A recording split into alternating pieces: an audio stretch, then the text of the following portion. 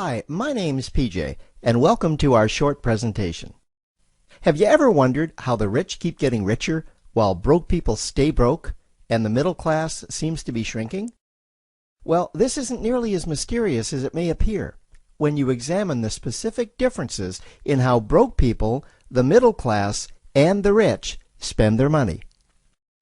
Now, this is such a simple concept, yet so profound, it nearly knocked me out of my chair when I finally understood it. I'm going to show you exactly how the rich spend their money, and you can evaluate for yourself why they keep getting richer and the broke keep getting broker, and why the middle class remains so stressed out. Now, to get started, I'd like to review some financial terms we'll be using during this presentation. The terms that you need to be familiar with are cash flow, which means money you bring in; expenses, which means money you spend; assets. Now, this is the most confusing one. You're probably familiar with the traditional definition of an asset, which is something you own or have equity in. However, back in the 1990s, Robert Kiyosaki introduced us to a new definition of an asset in his groundbreaking Rich Dad, Poor Dad series of books. Robert taught us that an asset is something that pays you, and that's the definition we'll be using here. Liabilities is the last term, and it's defined as things that cost you money. As an example, a house is typically viewed as an asset, but can it actually be a liability? Yes, with our revised definition, anything that costs you money is a liability, not an asset. If you have a mortgage, your house is an asset to your banker because it pays him or her every month. But could a house also be considered an asset to you? Yes, in the right circumstances it could, when it pays you money. Let's say you buy a house and you rent it out, and it paid you a positive cash flow every month after all expenses. That would then be considered an asset. Now, one more time with the terms, just to be very clear before we continue. Cash flow is money you make. Expenses, that's money you spend. An asset pays you, and a liability costs you. Now let's take a look at how broke people spend their money. Now, when I say broke people, I'm not referring to the destitute. I'm speaking about that large portion of our society that lives from paycheck to paycheck and who never seem to have any money. In fact, most times there's more month left at the end of their money, and I'm sure many of you can relate to that group. On payday, broke people buy what I'm going to call stuff. Well, what's stuff? Well, that's inexpensive things that people buy that they don't really need to survive. You go into someone's house and you can't find any counter or tabletop space in the whole house because of all the stuff on it. Their house and their cars are full and cluttered with stuff. Well, where do they get all this stuff? They buy it at the flea market, at the garage sale, at the dollar store, at the craft show. So cash flow comes in, and then it goes straight out the expense column to buy stuff. You see, broke people never really educate themselves on assets and liabilities. They justify buying all of this stuff by claiming that it costs so little.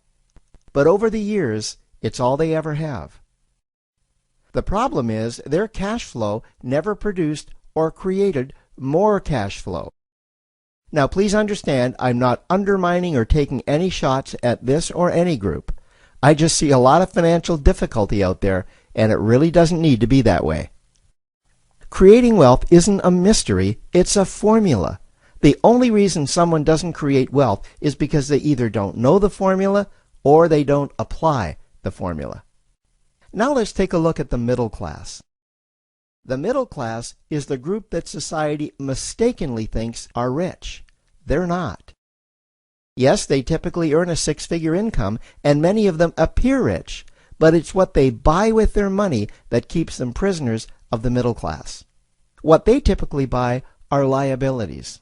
Remember the definition of a liability? Things that cost you. By buying liabilities, the money gets pushed up and out their expense column.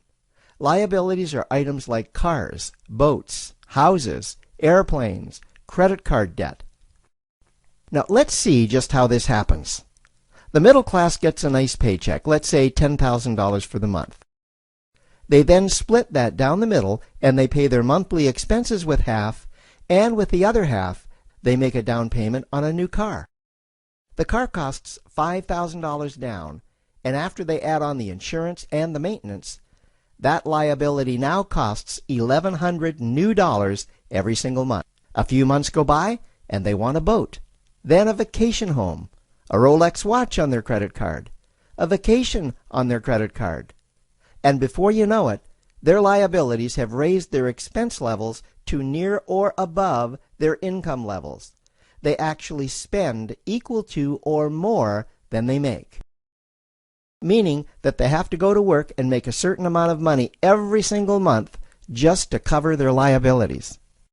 The other important issue with both broke people and the middle class is that normally all of their cash flow is dependent on their own effort, meaning that they've educated themselves to exchange their knowledge and expertise for someone's money. Also, the money they earn is usually the highest taxed form of income. Here's an example. An attorney is knowledgeable about law, so people pay him or her in exchange for that knowledge on an hourly basis. The problem here is that if the attorney isn't sharing that knowledge with a client, then the attorney isn't making any money. This causes lots of stress and anxiety in their lives, and if you ever ask them to take an afternoon off to play golf with you, well, they very rarely can because of how much money it'll cost them to take that time off. On the surface, life's pretty good. The reality is that it's a roller coaster ride. That's the middle class. Now, I know this group very well because for a great deal of my adult life, that was me. Now let's take a look at how the rich people spend their money. Rich people acquire assets. Again, an asset is something that pays you. If you want to become rich, buy assets that earn you more money. The money cycle looks like this. Acquire assets that produce cash flow, invest the profits to acquire more assets that produce more cash flow, invest those profits to acquire more assets that produce more cash flow. The rich spend their money and acquire things that produce more money. Here are a few examples of assets that produce more money. Investments are the obvious ones: stocks, bonds, real estate. Education is another asset. If you learn how to do something that produces more money for you and you actually do it, that's buying an asset. There's a great quote that goes, "If you think education is expensive, you should see how expensive stupidity is." Another example of assets you can acquire that pay you are cash-generating opportunities, especially those opportunities that can create a passive cash flow. Passive meaning that once you build it up, the money continues to flow whether you're still building it or not. Here's a small example. Let's suppose you bought a pinball machine and you put it in a barber shop, and you don't spend any of the profits. You save them until you can buy another pinball machine and put it in another barber shop. This, by the way, was Warren Buffett's first business. If you don't know who Warren Buffett is, he's one of the top 2 richest men in America. The rich are extremely eager to find those passive cash-generating opportunities because those opportunities continue to pay them month after month, year after year, long after they've stopped working the opportunity. You know, I see this happen again and again with successful entrepreneurs. They find a passive cash flow stream that they build up, and it continues to pay them month after month, year after year. They then take those profits and multiply them in another passive cash-generating opportunity, and then again in another. In conclusion, here's what I've learned over the years. You can't find these passive cash-generating opportunities unless you're open to hearing about them. Then, once you find them, you must be willing to see what fits you and then act.